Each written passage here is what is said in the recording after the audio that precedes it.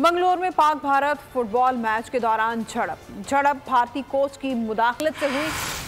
भारत के head coach ने Pakistani player Iqbal को इन करने से रोका, जिससे भारतीय कोच के रोकने पर बॉल इकबाल के हाथ से छूट गई।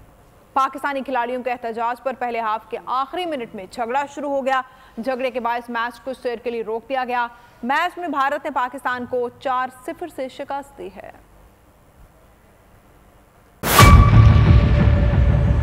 मेयर कराची के इंतखाब की जंग, बोल ने फिर छोड़ दिया सबको पीछे। इस वक्त मुर्तजा वहाब मुंतखब हो गए हैं मेयर कराची, ये ऐलान कर दिया गया है बाकायदा तौर पर। सहाफती रिवायत रखी बरकरार, बोल ने दिखाई सबसे बड़ी ट्रांसमिशन। और ये था मैंने आपको कहा कि नंबर गेम में जमात इस्लामी के पास नंबर पूरे नहीं है। लम्हा बलम्हा की सूरत हाल से किया बाखबर आवाम को।